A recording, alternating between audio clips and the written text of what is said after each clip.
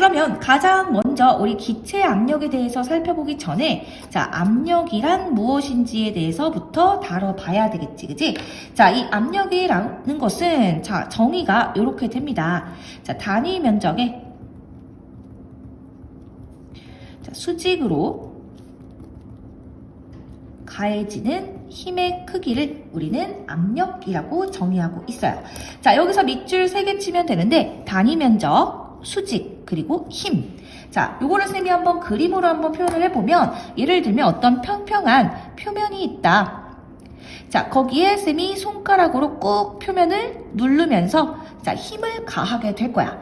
자, 이때 표면과 손가락이 닿아 있는 면적이 어느 부분이야? 여기가 되겠지, 그치? 쌤이 그러면 이 면적에 지금 힘을 가하고 있다라고 얘기를 할 수 있는 거지.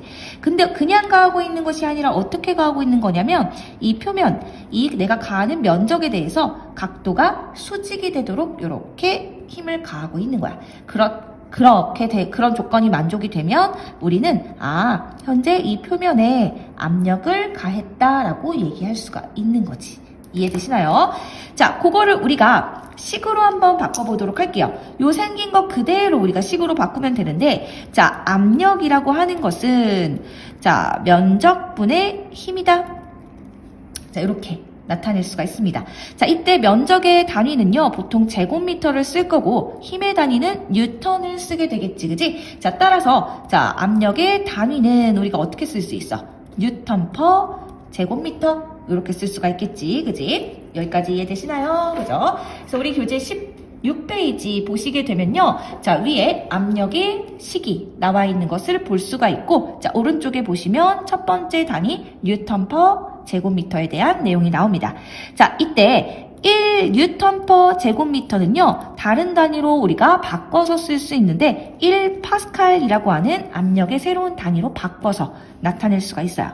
그래서 우리가 보통 기체들의 압력을 표현할 때는 뉴턴 퍼 제곱미터라는 단위보다는 요 파스칼이라고 하는 단위를 많이 사용하기도 해. 자, 그래서 요것도 알고 있으면 좋겠다, 그지? 여기까지 이해되시나요?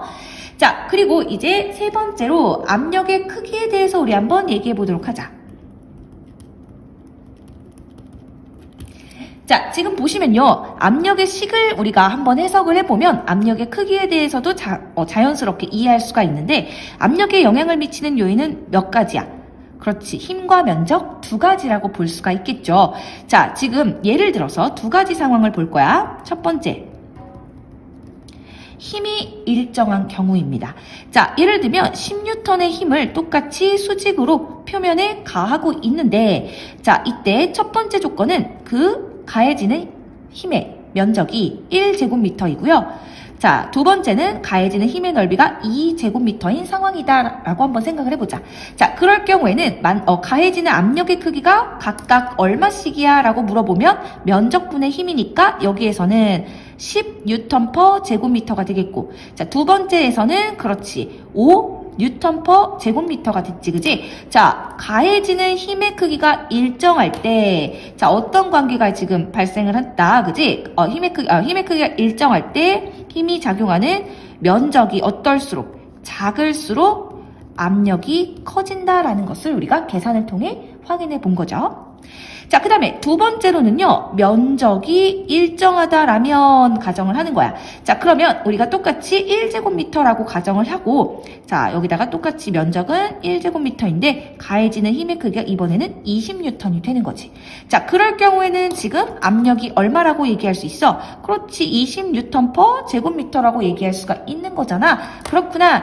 면적이 일정할 경우에는 힘의 크기가 클수록 압력의 크기는 커지는구나. 이렇게 정리할 수가 있겠네. 자, 그러면 봐봐. 면적과 압력은 무슨 관계야? 한 놈이 감소하면 한 놈이 증가하는 관계니까 그렇죠. 반비례 관계라고 얘기할 수 있고, 자, 힘과 압력은 같이 증가하는 관계니까 비례 관계라고 우리가 이렇게 정리를 할 수 있겠습니다. 자, 그래서 밑에 우리 16페이지 교재에 보시면 압력을 이용한 예시가 있는데요. 자, 첫 번째로 이 면적을 가지고, 자, 면적을 일부러 작게 해서 압력을 커지게 하는 예시로 뭐가 나오냐면 주사기. 그지? 자, 주사기랑 그 다음에 빨대 끝. 빨대 한쪽 끝이 뾰족하게 되어 있는 거 있죠? 자, 그 다음에 뭐 눈 덮인 산을 올라갈 때 씻는 아이젠이라는 것들이 나오게 됩니다. 자, 이런 것들이 대표적인 면적을 줄인 예시라고 볼 수 있고, 뭐 대표적으로 주사기를 봤을 때 우리가 여기 피부가 있으면 피부에 그냥 뭉툭한 막대기를 이렇게 딱 찌르려고 하면 살이 뚫리나요?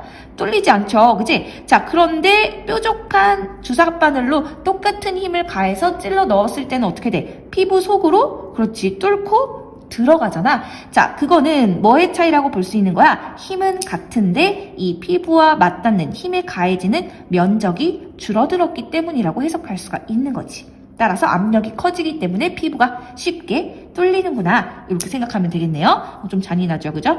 자, 그 다음에 두 번째는요. 일부러 면적을 증가시키는 거야. 자, 일부러 면적을 증가시켰다는 얘기는 내가 가해지는 압력을 줄여보겠다라는 얘기지. 자, 그 대표적인 예시로 트랙터 바퀴. 뭐 트랙터가 아니더라도 굉장히 큰 트럭이나 아니면 화물차 같은 경우에는요, 바퀴가 굉장히 크고 바퀴의 면적이 넓은 것을 볼 수 있어. 자, 또는 스키, 아니면 설피, 이런 것들이 가장 대표적인 예시라고 볼 수가 있고, 뭐 예를 들어 설피를 한번 생각해 보면, 자, 여기 눈이 있어. 일반적인 이렇게 발로 밟게 되면 어떻게 돼? 이 눈이 푹 꺼지면서 발이 빠지게 되죠. 그런데 이 설피라고 하는 거는요, 이 발 밑에다가 이렇게 테니스 채같이 이렇게 넓은 테니스 채 같은 모양을 발에다가 이렇게 고정을 시켜서 눈 위를 걸을 때 쓰는 장치를 얘기해. 설피를 쓰게 되면 똑같은 몸무게로 눈에 힘을 가하게 되지만 면적이 어떻게 됐죠?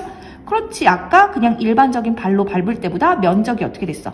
훨씬 더 넓어지니까 압력이 작아지는 효과가 발생하면서 눈 속으로 발이 빠지지 않게 된다라는 얘기야. 자, 그래서 이런 식으로 우리가 압력에 크게 영향을 미치는 요인을 알면 이렇게 일상생활에서의 뭐 여러 가지 발명품들도 만들어 볼 수가 있다라는 거죠. 여기까지 이해되시나요? 자, 그러면 이제 두 번째로 압력에 대해서 배웠으니까 두 번째로는 이제 뭐에 대해서? 기체 압력에 대해서 한번 다뤄봐야 되겠지, 그치? 자, 기체들은 우리가 앞에서 분자 운동에서도 배웠지만 이 기체를 이루고 있는 입자들은 어떻게 하고 있어? 끊임없이 운동하고 있는 거 맞습니까? 그지? 자, 끊임없이 운동하기 때문에 얘네들은 어디로 튈지 모르는 거야. 자, 그러다가 어떻게 될 수 있어? 막 미친 듯이 움직이던 이 기체가 이렇게 딱딱한 벽을 만나게 되면 어떻게 돼? 그렇지. 충돌해서 이렇게 튕겨져 나가는 일도 발생하게 되겠죠. 자, 이때 벽에 부딪히면서 무엇을 나타낼까? 그렇지. 힘을 가하게 될 거야. 그리고 가해진 힘을 이 기체 입자가 부딪힌 면적으로 나누게 되면 우리는 그걸 기체의 압력이라고 볼 수가 있는 거지. 이해되시나요? 자, 어찌됐든 간에 기체 압력이라고 하는 것은 결과적으로 무엇 때문에 발생하는 거냐면 기체가 스스로 움직이면서 어떤 벽에 뭐 했기 때문이다?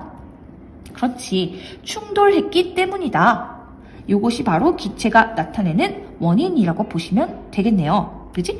자, 그러면 기체의 압력과 방향에는 어떤 관련이 있을까라고 우리가 얘기를 했을 때, 자, 입자는 끊임없이 움직이는데 어떻게 움직인다 그랬어? 그렇죠. 모든 방향으로 움직인다라고 했었죠. 그지? 자, 입자가 끊임없이 모든 방향으로 움직이기 때문에 기체의 압력 역시도 어떤 방향으로 작용할 수 있다라는 거야? 그렇지. 모든 방향으로 기체의 압력이 작용한다라고 우리가 얘기해 볼 수 있겠네. 그래서 기체 압력을 두 글자로 이렇게 정리를 해본다면 충돌, 그리고 모든 방향, 이 두 가지 키워드로 우리가 정리를 해볼 수 있습니다.